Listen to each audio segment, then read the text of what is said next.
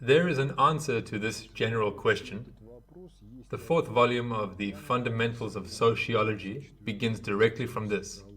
There is a parable that has come down to us from the Middle Ages, in which a certain intellectual devil, widely erudite, was faced with the fact that loving souls could not be seduced. So he went to a monk and began to harass him for an explanation as to what love is. In the end, the monk did not have enough words, and the devil concluded that love is some chimera which does not exist, is invented by people, and so on. This parable alludes to the fact that talking about love, intellectualizing it, is a pointless endeavor. You just need to love.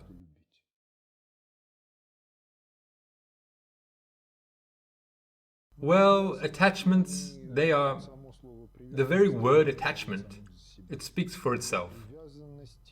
Attachment to someone or to something binds a person, and thereby it constricts the area in which he can act unrestrictedly. And love frees, including from attachments. And to those relationships that still manage to develop in the past on the basis of affection, it gives a new quality. Attachments cease to be attachments.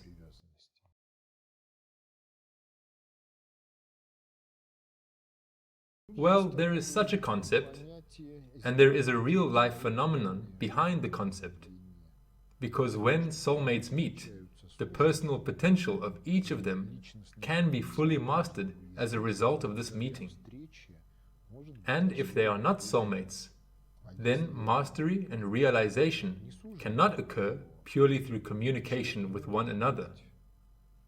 This is an objective category of being. This, you could say, is the optimum of mutual correspondence of people between one another regarding the personal development of each of them.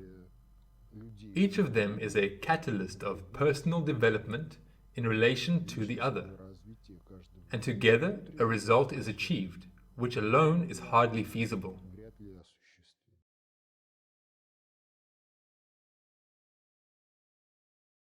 Well, above all, do not deceive yourself. If a person carries a whole slew of prejudices about what a soulmate should or should not be, then all who cross his path, he correlates with this very standard, the standard that he formed or somehow formed by itself. But this does not mean at all that this option is his soulmate. But when he meets the actual soulmate, and he or she does not correspond to these standards and prejudices, then all sorts of justifications begin. Yes, on the one hand it's good with her in general, but what will others think? There is this or that problem, and so on, and this is not so, and that is not so. That's it, enough, let's split. Who's guilty? He himself is to blame.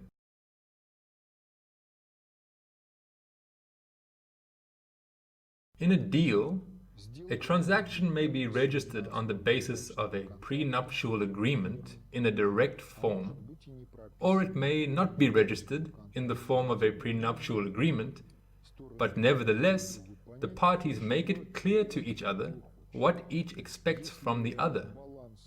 If the balance of these claims here matches, then the relationship works. No love, but this is a bargain, a small corporation.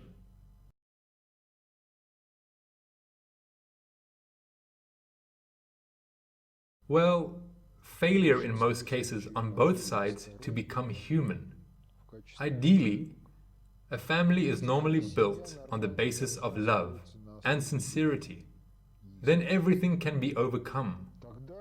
The family is happy. If a family is built on the basis of some clearly conscious and unconscious interests and prejudices, then, as the anecdote goes, can a marriage of convenience be happy? It can, if the interests are correspondent. If the interests do not correspond, then, sorry, reboot with someone else. Well, if each person asks the question, what qualities should there be? The first question is, what quality should your spouse have? They begin to list many things that are generally transient in nature. But the only true questions are, would you entrust your spouse with your own upbringing? So, if you could choose anyone as a parent for you as a child, would it be him or her? Another question to honestly ask, what would happen to a country if your spouse were president? Would there be disaster or flourishing? And the same question should be asked by the spouse. Now, if the mutual answers are positive, then there are chances that everything will be fine. But if everything revolves around some or other worldly fuss, then there will be trouble. Well, if we talk about the fact that man is a part of the biosphere, imagine a situation where culture is at zero level. What is there then? There are only instincts, reflexes, a certain imprinting component, that is, the first impression that leaves an indelible mark on all subsequent life, one's own understanding and intuition. So, it is necessary to solve the problem, the reproduction of the biological species, regardless of their individual plans and understandings. How to provide this? The main biomedical indicator that distinguishes a person from everything else that exists in the biosphere is the ratio of the mass of the brain of an adult to the mass of the brain of a newborn.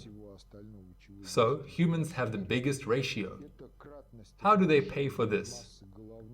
If a woman gave birth to a baby with a head of this size, then accordingly the pelvis and the birth canal should correspond in size. So could she function? Hardly. Well, it turns out that a child is born into the world, in principle, unready. And the first 2 years of life, the safest and most comfortable place is in the arms of mom. In extreme cases with dad, grandmother or grandfather, but ideally with mom. If a woman has a child in her arms, the mother's labor potential at this time is what? Close to zero. Accordingly, who should provide? Dad. How to provide this in automatic mode? In automatic mode, this is achieved only on the basis of the layout of the algorithms of instinctive behavior programs. Mom is instinctively attached to the child.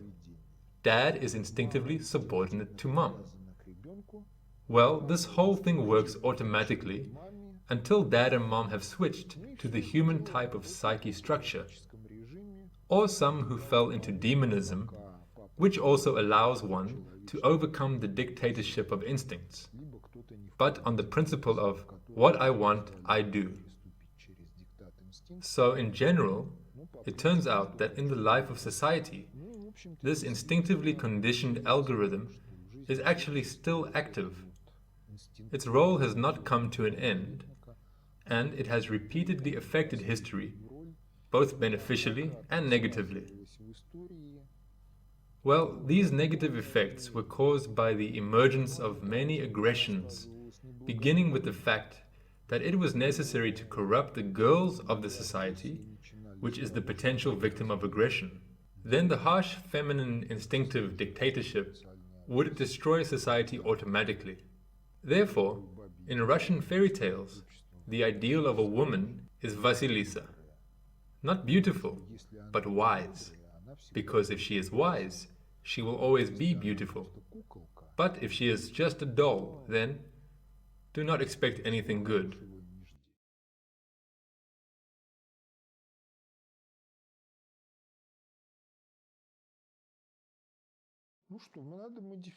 You need to modify the culture. That is, you see here in culture there are many algorithms. And if we talk about when a child should begin to understand sociology, the counter question is, in what form? You can find a form where the child will understand the whole of sociology on the basis of what he knows. For example, there is a wonderful cartoon which gives us a glimpse of such a holistic education called Primitive Fairy Tale or Candy Wrapper, about the very first elephant in the world. Here, a child of 2.5 years can watch this cartoon. He is interested, and dad and mom are able to comment. That's it. There it will be understood why this candy wrapper, for some reason, what he does is unique. That is, it cannot be imitated.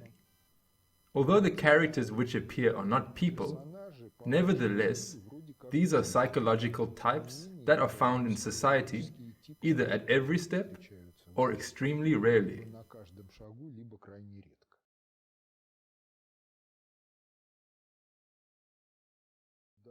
Yes, it is necessary to adequately raise children, and especially it is necessary to educate girls, because in the life of every person, there is a period over which his mother reigns supreme.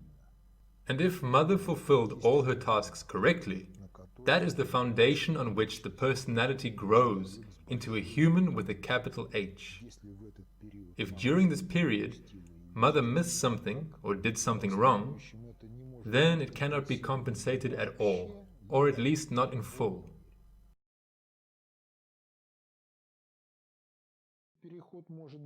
The transition may not be very long, but it depends on how people relate to this transition itself. If they work on themselves intelligently, then it will be faster. If they take the position of a fan appraiser, then it will take longer.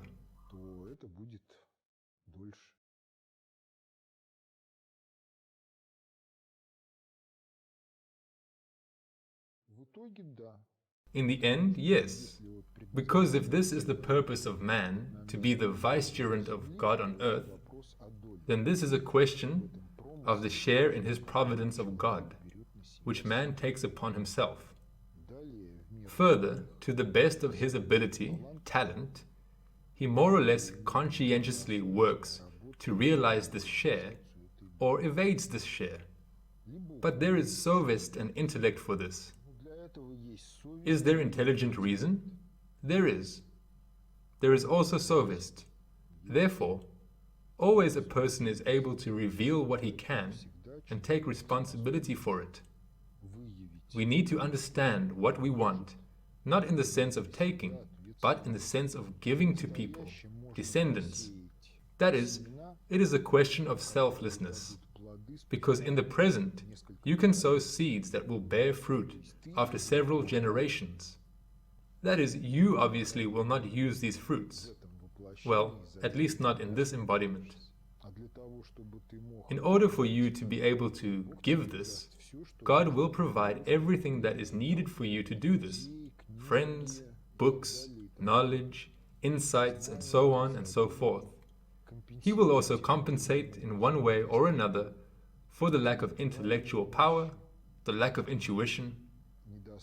But if a person does not want anything, or is concerned only with what and how to take, then what questions and what claims can be made about the quality of life?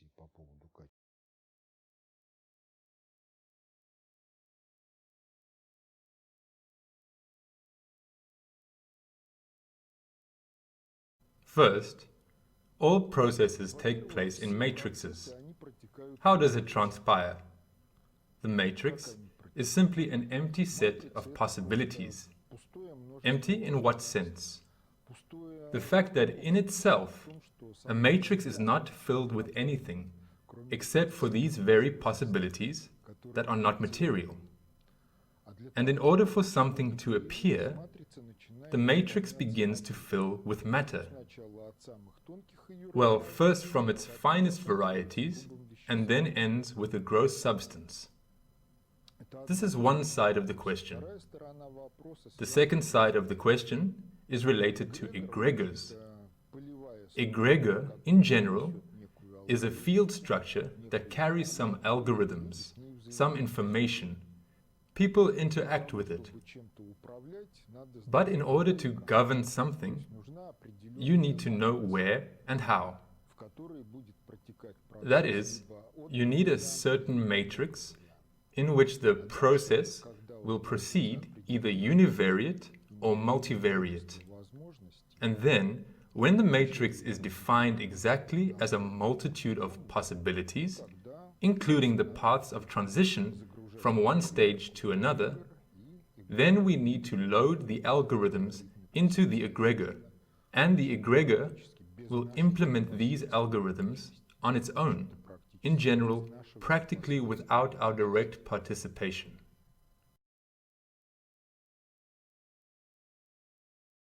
Well, the objective basis is the matrix itself. The matrix exists as such. It is an objective given. And then the question arises of constructing a subjective blueprint from this very matrix. And this question on the construction of this subjective blueprint is directly related to distinction, which in the Quran is called criterion. Because if Praviousness is such that something will not be given in the distinction, then something in this subjective matrix of possibilities, in the blueprint of the subjective matrix, is insufficient. And the situation will either appear inescapable, although objectively there are ways out of it, or some highest level of governance quality could not be achieved. Therefore, in general, everything in life is connected with distinction, and not only the issues of matrix egregorial governance.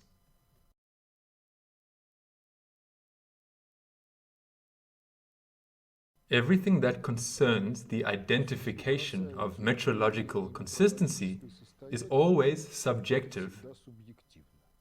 During the time of the political economy of Marxism, for example, probably millions, if not tens and hundreds of millions of people were not able to perceive the metrological inadequacy of this political economy. Stalin pointed this out directly. And the issues of subjectivity, in this case, they are twofold. Well, firstly, distinction, and secondly, a person must understand what metrological consistency is and its absence. And if he understands this matter, then in contact with any theory, with any view, the first question is what is being offered metrologically consistent or not? Metrologically consistent. What is this? This could be either an instrument base or organoleptic, that is, the basis of one's own feelings. But nevertheless, if a certain phenomenon is characterized by a certain set of signs, then metrological consistency is expressed in the fact that this phenomenon is present. Then by this set of signs, it can be identified. Well, how to direct? If the matrix is the way it is, and for some reason it does not suit you, then the energy flows that are carried somewhere in the wrong direction must be either redirected or merged. If the matrix is devoid of energy, then it will not work. Take, for example, a battery. It runs out, you throw it away. So with matrices. While there will be no new energy, there will be nothing. How is it possible? In general, the example is well known. From childhood, we all remember the plot of the tale of Sleeping Beauty. What happens there? In this tale, a girl is born. A ball is held in the palace. Everyone gathers, including various kinds of fairies. Among them, the spring fairy and Caraboss. The spring fairy knows that old Caraboss has a nasty character, She will try to spoil both the occasion and life in general. Therefore, she moves aside, and she is not visible. Old Karabos appears and lays a curse on the girl, saying that when she turns 16 years old, she will be pricked by a spindle, die, and that's it. The old woman put all her energy into this. At this time, the spring fairy emerges and says, yes, she will prick herself, but she will not die, but will fall asleep. And after 100 years, a prince will wake her, and they will live happily ever after. This is about how to modify unacceptable matrices. And the old woman, having limited energy reserves, and having invested everything in her story, she can't do anything. Therefore, in general, the issue of the last word in the discussion plays an important role in all cultures. Because if the discussion somehow or in some way still influences matrix egregorial processes, then the last word is like a switchman. Where he directs, there it will go. Yes, this is at the dialogue level too, and at the level of monologues. Not necessarily aloud, in some cases, simply mental monologues.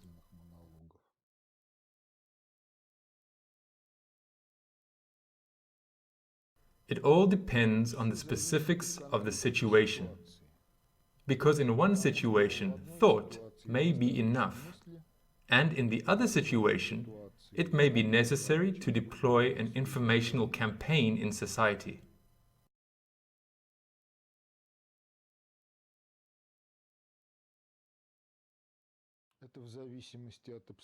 This is depending on the circumstances. That is, negative matrices with poor content, they can be such that if you announce it now, then many people will pump it up energetically, and it will be realized. If you remain silent, they will not be in the know, and it can quietly, calmly fade, rebuild somehow. That is, trouble can be called out. This again depends on the specifics of the situation. In some cases, trouble can be created out of nothing. Well, here is a real case from Russian history. It is the 19th century, in one of the northern provinces. There is an old woman soothsayer. She has a vision. There will be hunger. She poses this matter before the people. The men are clever. Old mother is in authority. Spring approaches. No one is sowing. Sow for what? There will be hunger, and so crop failure, famine. So summer comes. It is wonderful. All the surrounding provinces yield an incredible crop, and here, there is hunger. What happened? If we consider this process as a matrix, then the soothsayer saw the result. There will be hunger. She announced her vision, but she was not interested in the background of the question. If she had inquired about the background of the question, why will there be hunger? Then she would unwind the chain in the matrix and come to her beloved self. That if you want hunger, you should say, there will be hunger. If you do not want hunger, then you must remain silent, and there will be a wonderful harvest, and there will be no hunger. Well, this is an example of the fact that from scratch, the soothsayer brought trouble. It depends on the subject and on the situation in which everything happens.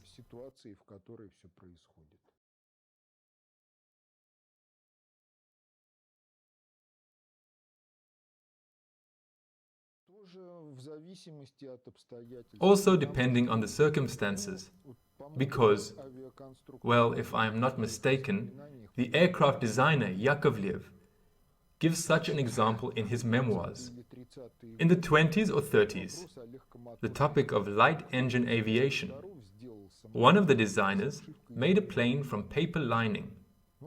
Well, they displayed it at an aviation show. It said, a plane with paper lining. The question is, what do the audience do? That's right. They poke it with their fingers. That's right. They poke and prod at it with their fingers. The situation with matrices is exactly the same. Now, if a matrix is barely stable, and any breath of a breeze, any ill will towards it, is able to bring down the process, then you must be silent, or talk about it only to those who are interested in ensuring that this process reaches a good positive result. If the situation is such that there are actually quite a lot of people in society who can support this process, then you must announce it. It all depends on the situation.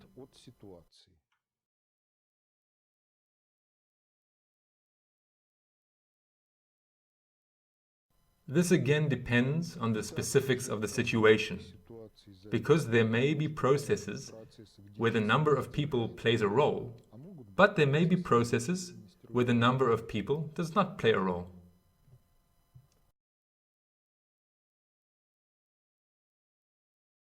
Well, in everything that relates to matrices, it is always a question to think first of all about to whom to say what and for what purpose.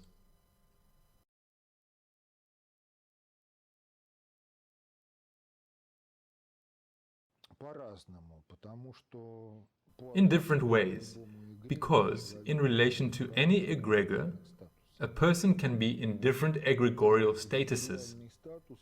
The egregorial status can be associated with psyche types, with the information and algorithms that a person personally carries on his own.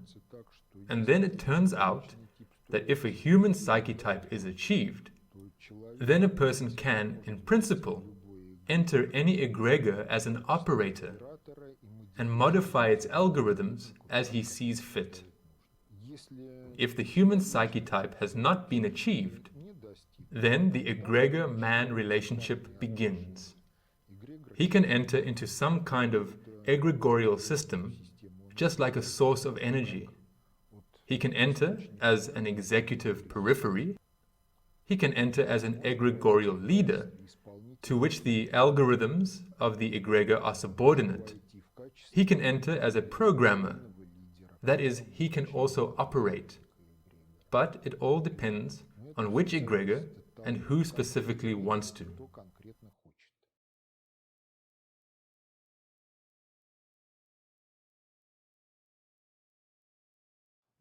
Well, because history also flows in a certain matrix. What is being implemented are certain developmental algorithms which are expressed in general in the chronology of history. Therefore, the second priority is called matrix algorithmic, or as it was originally called, chronological.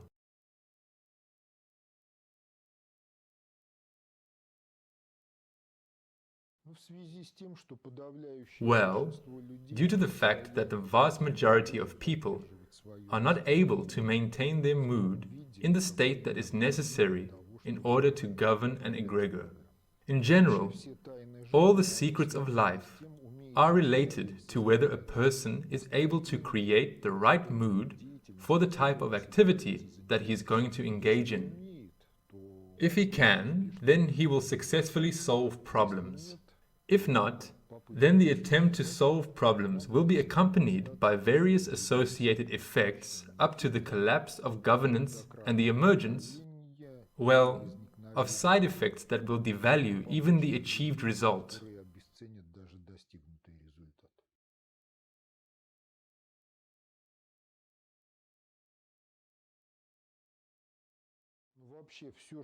In general, everything that exists in the world exists as a trinity of matrix, information, and matter which fills it all. The film The Matrix, by the way, is Hollywood's answer to the concept of the triunity of matter, information, measure.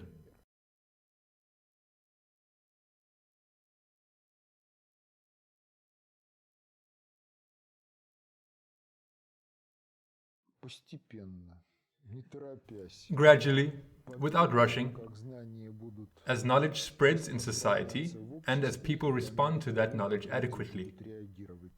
And those who react inadequately, well, in general, life eliminates them when they exhaust God's allowance for the inadequacy of the reaction. Yes, these will be rather slow changes. It may culminate in a sharp transition, but this sharp transition happens in the same way as supercooled liquid. For a long time, some quality accumulates. When this quality has built up, you snap your fingers, and all at once, there is a crystal. Well, here too, everything can flow forward in such a way that slowly, the proportion of people who understand what and how, and personally develop in a Pravious direction grows. Well then, when this part exceeds a certain critical level, then their will be simply decisive. То их воля будет просто определяющей.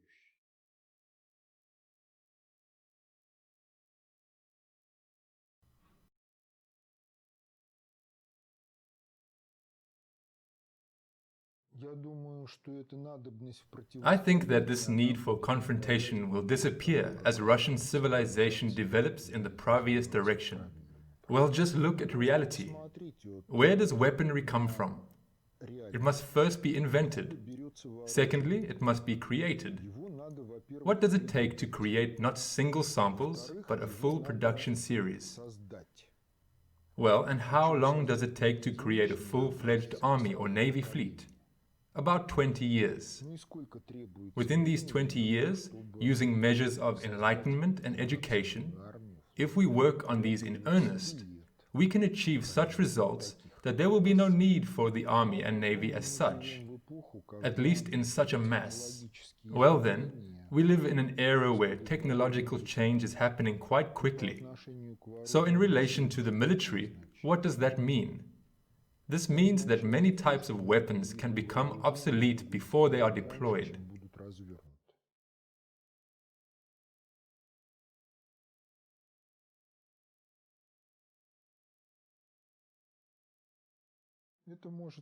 This may correspond to reality, because even if we turn to archaeological data, then among the remains of people of the Stone Age, there are practically no remains with traces of military injuries. That is, people did not fight each other. And even, again, if we turn to archaeology, then palisades surrounded the settlements. You see, a palisade, that is a stockade of logs, this is not a fortification. This is not protection from people. This is protection against wild animals. But this is another story. However, when the fortress walls appear, this is protection from people.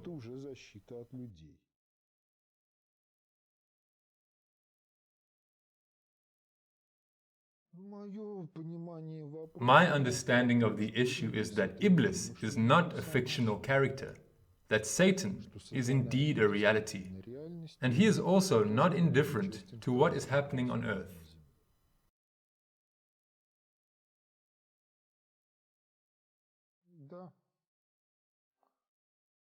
Yes, how and why they succumb, this is another matter. Each succumbs on his own if he succumbs. Well, the Soviet Union overall developed in the direction of social justice and Praviousness. This was proclaimed the goal of politics. If this were the actual, genuine meaning of life, well, maybe not for every Soviet person, but at least 10%, then the Soviet Union would exist now as the only superpower in the world. And there would be a queue for the right to join the Union of Soviet Socialist Republics. Well, in what sense is it a superpower?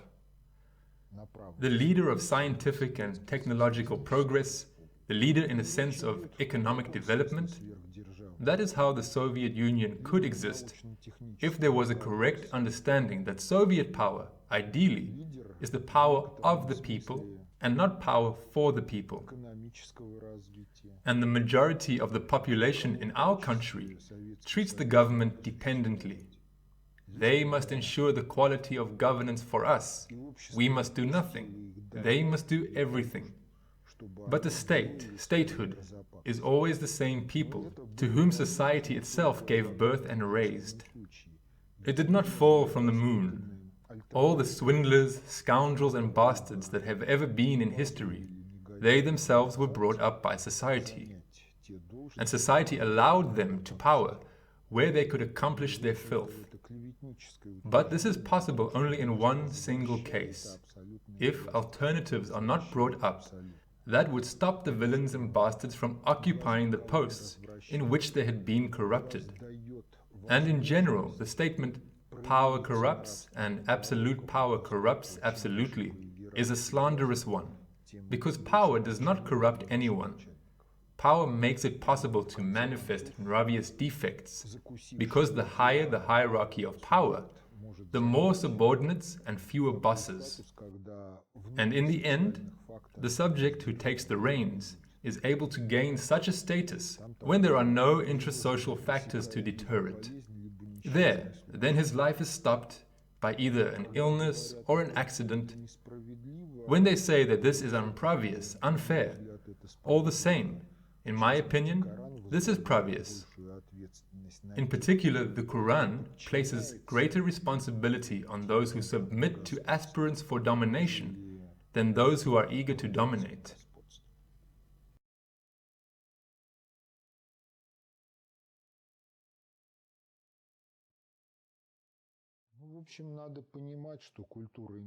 Well, in general, you need to understand that the culture is an information algorithmic system, that a child grows not only in nature, but he grows in a certain cultural environment, and the cultural environment affects him just like the natural one.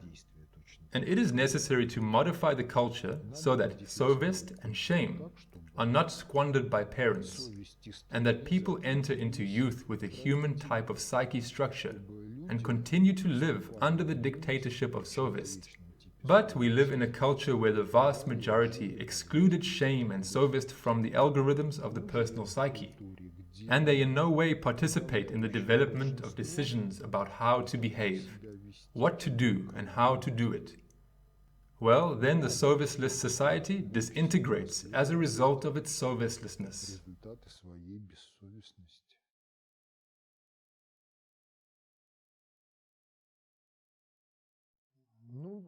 Well, at a certain point, yes.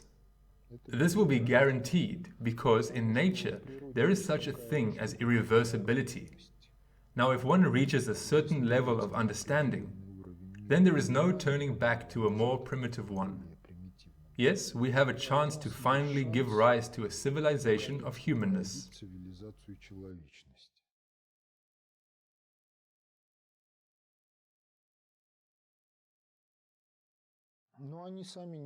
But they themselves do nothing to ensure that the world is pravious. Because on the one hand, yes, there really is inertia inherited from the past. In order to give this inertia, to give psychodynamics a different orientation, you need to do something now. The question of what to do does not arise for most. For most, you have to live right now. To live is to make money somewhere and then to spend it in order to have something. Most people have the position that saving the homeland should only be for a fee and under the protection of special forces of the GRU or the KGB. Moreover, they prefer to save the motherland at banquets and parties than in true interaction and connection with life.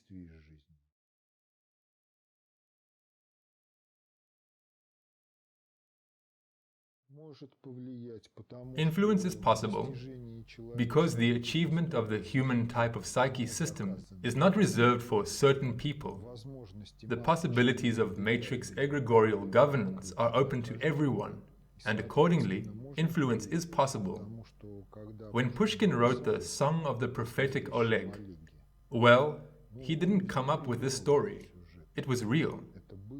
And that magus that Oleg met influenced the course of events. There are commentaries on this in the Conception of Social Safety.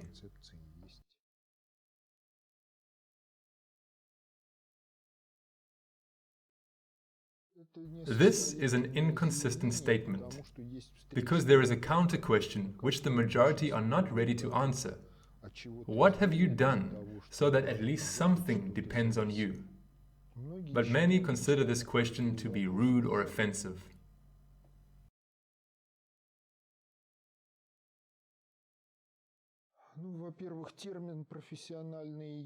Well, firstly, the term professional hierarchy is in itself incorrect. Because if we talk about the activities of people based on collective work, professional work, then in general you will not get anywhere from this. As in collective work, there is a kind of subordination. Someone gives direction, someone carries out that direction, and this, in general, is part of the technological process. Both require certain knowledge, but there will be no general result if someone is careless and does not possess the knowledge that is needed in order to get a certain result with high quality. Well, we have gone beyond the limits of enterprise. What comes next? Either people understand that that's it, official responsibilities are over, human relations have begun, or they start to build a personal hierarchy. These are simply different things. And in general, the issue is very much neglected because the political economic term division of labor is essentially incorrect. Because there is not a division of labor, but a specialization of labor that underlies the unification of labor. Public unification of professional labor. Let's say we do something on the basis of collective work and want to get a good result. Then everyone who does this should work dobrosoviestly, increase professionalism, and contribute to the overall result that is achieved by collective work. This applies to everyone, whether they turn screws or wipe dust off machines, and to those who are at the head of state and govern those processes. Well, either in manual mode or by organizing some type of self-government. If the attitude to work is dobrosoviestless, then the result will be naturally bad. Because if we talk about our beloved domestic automobile industry, the Fiat that started the Vaz was the best car of the year in Europe at the time. That is, they gave us the cream of the crop. But what have they made of this cream, and why? Because they related to work soviestlessly. The work is collective. One has screwed up something. The other, on this filthy basis, cannot do well what depends on him. And the system as a whole was and is unable to put the scammer in place, regardless of what he does, whether he twists the nuts or he runs the ministry. Хоть руководит министерством.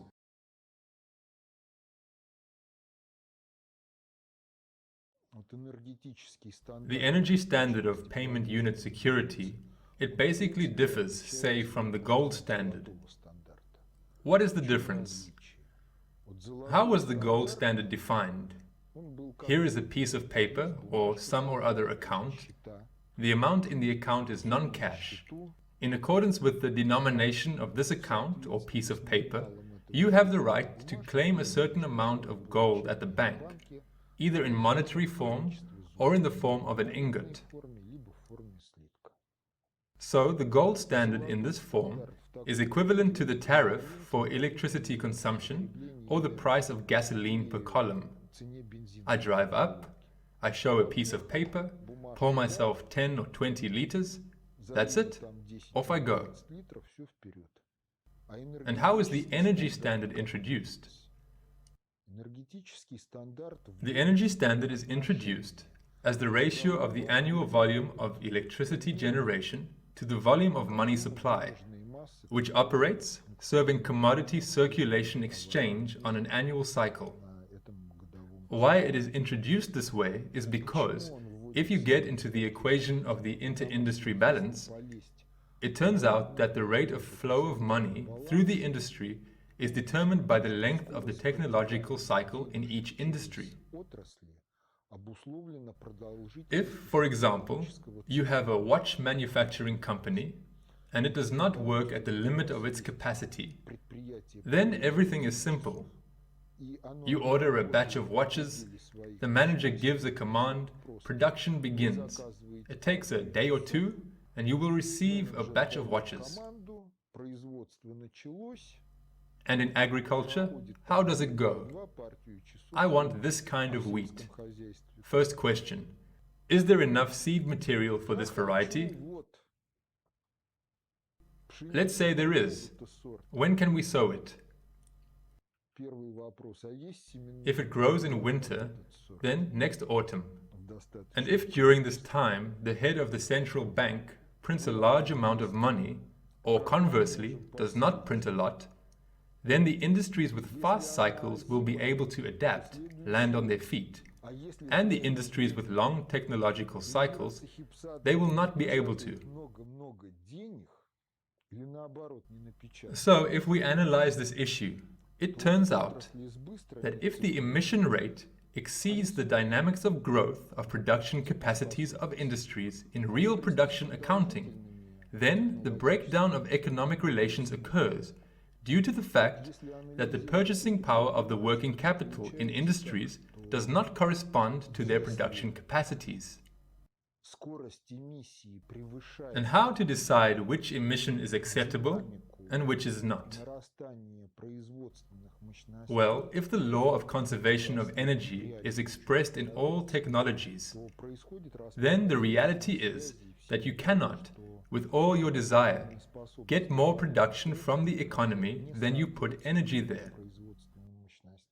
And accordingly, you can build such a chain. The mass of goods produced in a year is a kind of personification of the energy that was put into production. And what kind of money supply served the commodity circulation in the process of production and consumption of this commodity mass? Well, a certain, definite one. If the economy functions steadily, then they divide the volume of electricity generation on the basis of which the commodity mass was obtained by the amount of money. And then we know that if, for example, we have an economy's energy potential growth rate of 5% per year, the economy could maybe sustain an emission of 6% per year, but the economy cannot sustain an emission of 10 to 20% per year, because the breakdown of economic relations will begin. And this is the fundamental difference between the energy standard and the gold standard, because the energy standard is just characteristic and the control index. Compliance with it, it guarantees that there will be no imbalances in the economy, assuming that governance at the macro level is adequate. The collapse of the gold standard is analogous to the following example. Have we consumed energy? Yes, we have. Well, a frost hits. What do people do? They all turn on their electric stoves at once. What happens next? The power kicks out. And the gold standard works exactly the same. When the economy meets with some turmoil, people understand that some pictures are drawn on a piece of paper that do not represent value, and that value is in gold. So, everyone rushes to the banks to exchange those pieces of paper for gold. This is a direct analog.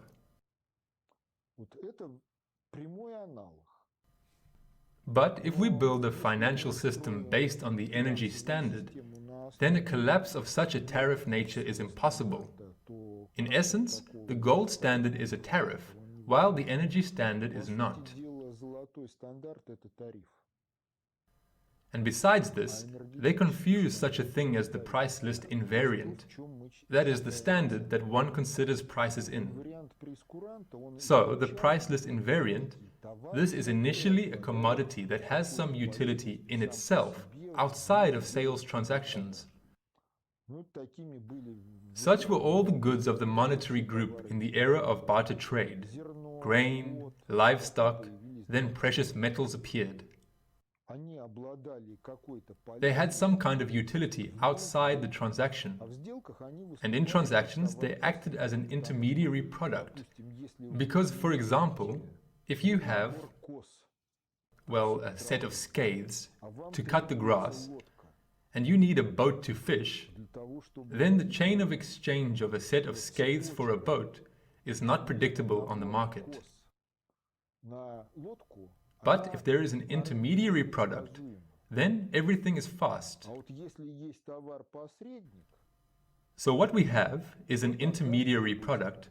It can be called a price list invariant, because all prices are expressed in its quantity, and its price is always per unit. From the moment that the gold standard was gone, the price list invariant almost definitely disappeared with it, and in world trade, its place was taken by the dollar. And now it is believed that money is whatever society accepts as money. And here we are talking about the fact that if one wants to govern the economy in the interests of society, then one needs to solve the problem of modeling economic development. Scientific and technological progress is unpredictable. We do not know on the basis of what technologies the products will be produced, for example, 20 years from now. But it will somehow be produced. What do we know? And what can we calculate? We can calculate how much time it will take with current technologies in order to reach a certain level of production in all sectors. What is the easiest to consider? What is invariable? The invariable is the kilowatt hour. And if we choose a ton of standard fuel as a price list invariant, that is a certain amount of energy or kilowatt hours directly, then we can calculate the economic dynamics in energy invariant prices. This will give us a strategic forecast, and in the course of real governance, well, it will already be necessary to adjust the balance of payments in a multi-industrial system to specific technologies, those which exist and those which will exist. The range of products will be updated. That is, all scientific and technological progress in this case goes into the reserve for the sustainability of the plan. That is, those indicators that you planned based on new technologies will be achieved earlier, or what you planned will be achieved with higher quality. But this is again a question.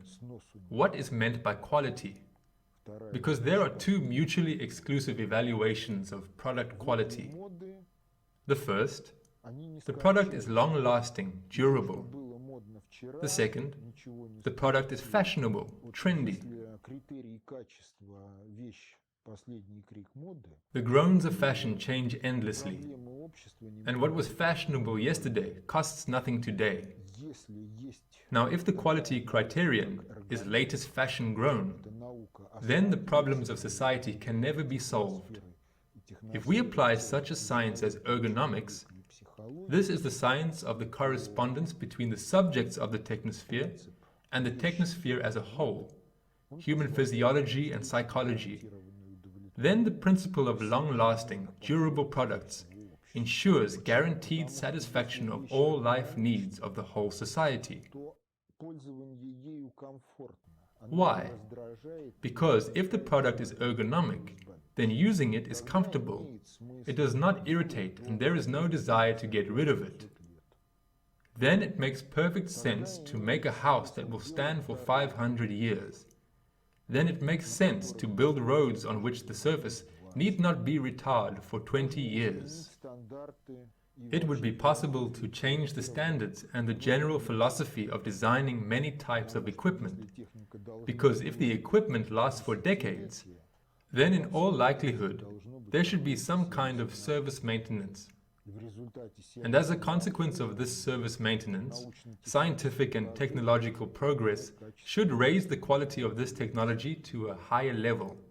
This is a different system of standards, a different philosophy of production and consumption.